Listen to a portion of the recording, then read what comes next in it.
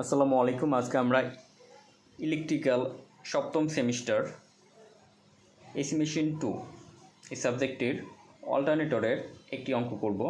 Example 1 প্রশ্নে বলা হয়েছে একটি 3 ফেজ 4 পোল স্টার সংযুক্ত অল্টারনেটরের 96টি স্লট আছে। 1500 RPM বিশিষ্ট অল্টারনেটরের প্রতি স্লটের কন্ডাক্টর সংখ্যা 16। ফ্ল্যাক্স 250 মিলি ওয়েবার এবং কয়েল স্প্যান 1 থেকে 25 হলে লাইন ভোল্টেজ নির্ণয় করো। এই প্রশ্নটি বাকাশিবো 2016, 22 এবং 23-এ পড়েছে। ঠিক আছে, অত্যন্ত গুরুত্বপূর্ণ, অত্যন্ত সহজ নিয়মে এই অঙ্কটা আমরা সলভ করব। ঠিক আছে, তো এই অঙ্ক করার জন্য আমাদের কি সূত্র লাগবে? সূত্রটা হচ্ছে সিগমা। সিগমা ইকুয়াল হচ্ছে 180 ডিভাইডেড স্লট ইন্টু হচ্ছে পোল। তাহলে পারে এখানে 180 দিলাম ইন্টু পোল সংখ্যা আমাদের 4 দিলাম ডিভাইডেড স্লট। এখানে অল্টারনেটর স্লট দেওয়া আছে 96টি, 96। তাহলে আমরা সিগমার একটি মান পাবো। তাহলে 180 গুণিত 4 গুণিত ভাগ হচ্ছে 96। তাহলে আমরা পেলাম 7.5। ঠিক আছে, এখন আমাদের লাগবে পি। ঠিক আছে, পি বের করতে আমাদের সূত্র হলো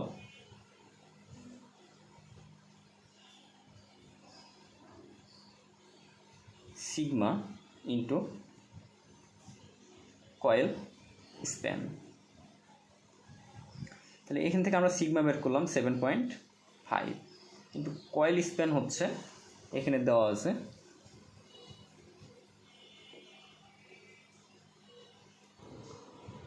এখানে কয়েল স্প্যান দেওয়া রয়েছে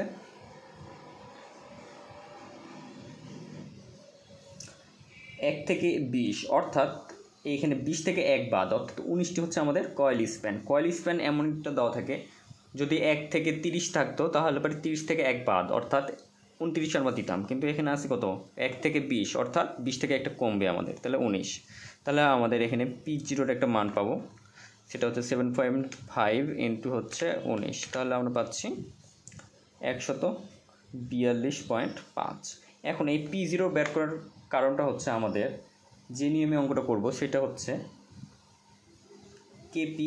কেপি মানে পিস ফ্যাক্টর। পিস ফ্যাক্টর বের করার সূত্র হচ্ছে সাইন P0/2। ঠিক আছে, এই অ্যাঙ্গেলটা হচ্ছে P0-র মান। তাহলে পরে আমরা ক্যালকুলেটরে সাইন পি মান পাচ্ছি 142.5 ডিভাইডেড হচ্ছে 2। তাহলে আমরা পিস ফ্যাক্টরের মান পেলাম 9469। ঠিক আছে, 69 0.9469। তাহলে এটা আমাদের পিস ফ্যাক্টরের মান। তাহলে এখন আমাদের ডিস্ট্রিবিউশন ফ্যাক্টর বের করতে হবে। এখন ডিস্ট্রিবিউটিভ ফ্যাক্টর বের করার জন্য আমাদের এন এর মানটা লাগবে। এন এর সূত্রটা হচ্ছে স্লট বাই পোল, পোলের সাথে গুণ হবে ফেজ।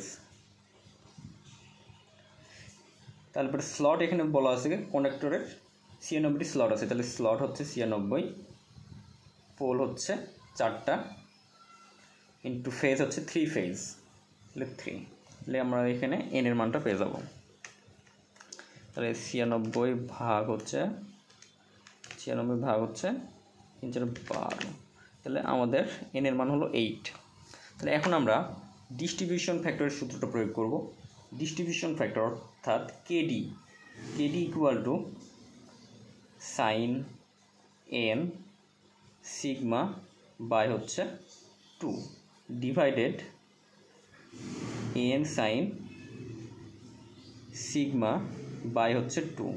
তাহলে এখানে আমাদের সাইন ইন্টু এন এর মান বের করলাম আমরা 8, সিগমার মান হচ্ছে 7.5 ডিভাইডেড 2 ডিভাইডেড হচ্ছে এন মানে হচ্ছে 8 সাইন গুণ অবস্থায় এখন সিগমা বাই 2, তাহলে এখানে সিগমা আমাদের কত 7.5 ভাগ হচ্ছে 2। তাহলে ক্যালকুলেশন করলে আমাদের সাইন এন এর মান হচ্ছে 8 গণিত সিগমা হচ্ছে 7.5 ভাগ হচ্ছে 2 ব্র্যাকেট ক্লোজ ডিভাইডেড এন এর মান 8 ইন্টু সাইন সিগমা হচ্ছে 7.5 ভাগ হচ্ছে 2। তাহলে আমরা পাচ্ছি 0.9556। ঠিক আছে, তাহলে আমাদের পিস ফ্যাক্টর এবং ডিস্ট্রিবিউশন ফ্যাক্টরের মান বের হয়ে গেল। ঠিক আছে, এখন আমরা বের করব এনএস ইকুয়াল টু, আমরা সূত্র জানি 120 এফ বাই হচ্ছে পি। এখান থেকে আমরা ফ্রিকোয়েন্সির মানটা বের করব। তাহলে এফ ইকুয়াল টু কি হচ্ছে এনএস ইন্টু পি ডিভাইডেড 120। আর এনএস মানে কি সিনক্রোনাস স্পিড, এখানে 1500 আরপিএম মানে রোটেশন পার মিনিট, অর্থাৎ সিনক্রোনাস স্পিড এখানে 1500। তাহলে পর আমরা এখানে এনএস এর মান দিব 1500। পি মানে পোলের মান হচ্ছে 4, প্রশ্ন দেওয়া আছে প্রথমেই, ডিভাইডেড হচ্ছে 120। তাহলে আমরা ক্যালকুলেট করলে 500 ইন্টু হচ্ছে 4 ডিভাইডেড হচ্ছে 120। তাহলে আমরা ফ্রিকোয়েন্সি পেলাম 50 হার্জ। ঠিক আছে, এখন আমাদের বের করতে হবে জেড। ঠিক আছে, জেড ইকুয়াল টু আমরা সূত্র জানি কন্ডাক্টর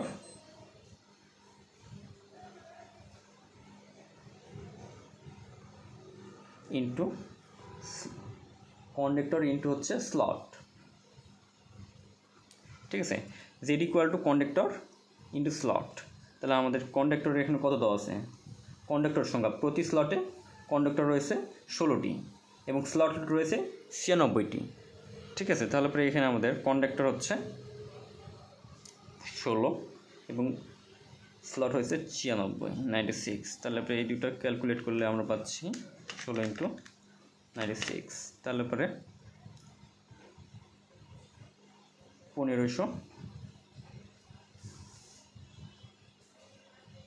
স্লট ইন কন্ডাক্টর।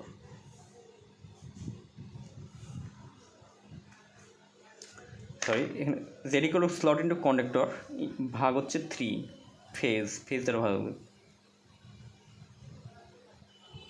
ঠিক আছে, ফেজ এখানে 3 দ্বারা ভাগ হবে, ভাগ হচ্ছে 3। তাহলে আমরা পাচ্ছি 512। তাহলে এখানে আমাদের জেডের মান পেলাম 512।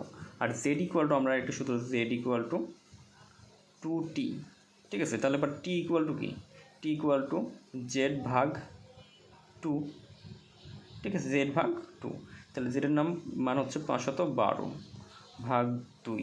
তাহলে আমাদের কত হচ্ছে 256। ঠিক আছে, তাহলে আমরা টি এর মানটাও পেয়ে গেলাম। এখন আমরা ইএমএফ নির্ণয় করার সূত্রটা প্রয়োগ করব।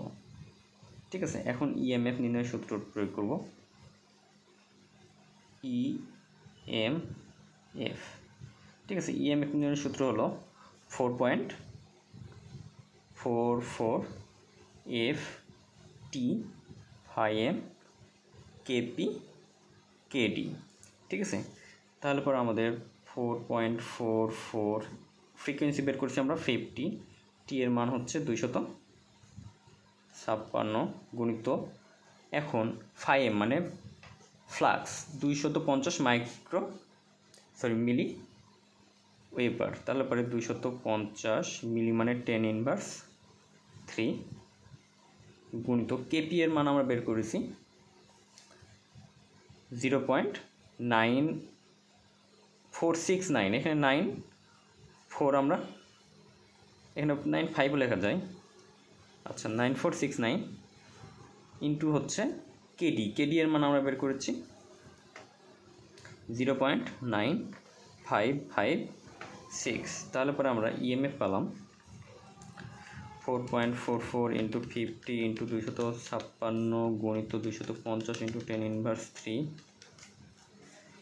গুণিত হচ্ছে 0.949 গুণিত 0.9556, তাহলে আমরা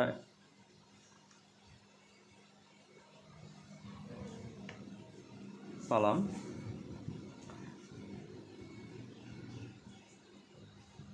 12,884.72 ভোল্ট। ঠিক আছে, এটা আমাদের একটা ফেজের জন্য বের হলো। এখন যদি আমরা লাইন ভোল্টেজটা বের করতে চাই, অর্থাৎ লাইনের যে ইএমএফ, অর্থাৎ লাইন ভোল্টেজ, লাইন ভোল্টেজ হচ্ছে এটা ফেজ ভোল্টেজকে √3 দ্বারা যদি গুণ করি, √3 into phase voltage, V phase, এটা আমাদের ফেজ ভোল্টেজটা বের হয়েছে। তাহলে এই মানের সাথে আমরা শুধু √3 যদি গুণ করে দিই, তাহলে আমাদের ফেজ ভোল্টেজ বের হচ্ছে 22,317.17 ভোল্টেজ। ঠিক আছে, তাহলে এটাই আমাদের উত্তর।